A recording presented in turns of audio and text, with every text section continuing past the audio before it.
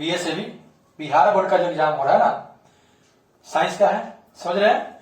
तो मेरे प्यारे, आप एक क्वेश्चन को इंपॉर्टेंट रूप से समझ लीजिए। ये क्वेश्चन को बार बार पूछता है, ये भी पूछेगा, ठीक है। प्रकाश का प्रवर्तन क्या है, इसके नियम को लिखे, या प्रकाश के प्रवर्तन में कितने नियम है उसको लिखे, ठीक है। ऐसा क्वेश्चन देगा। देखिए कितना सिंपल है। प्रकाश का, समझिएगा, प्रकाश लाइट समझते हैं ना, प्रकाश का किसी वस्तु से टकराकर, एकदम सिंपल है। प्रकाश का प्रवर्तन क्या है, तो प्रकाश का किसी वस्तु से टकराकर लौटने की क्रिया को प्रकाश का प्रवर्तन कहते हैं।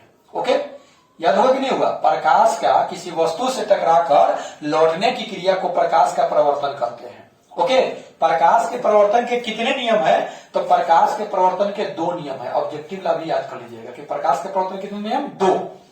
अब वो कौन कौन है, तो याद रखिएगा, प्रकाश के प्रवर्तन के 2 नियम है।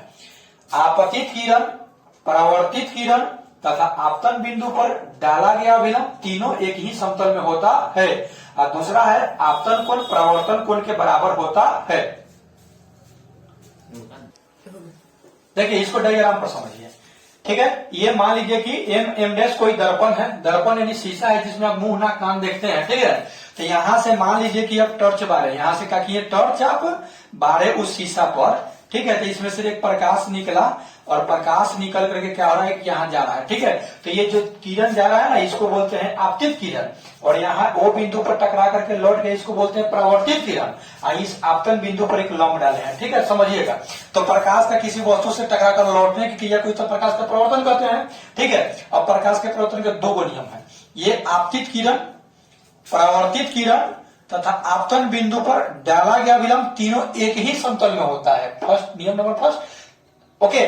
और दूसरा आपतन कोण, इसको आपतन कोण बोलेंगे। जो आपतित किरण और अभिलंब के बीच का जो कोण बनेगा उसको आपतन कोण बोलेंगे।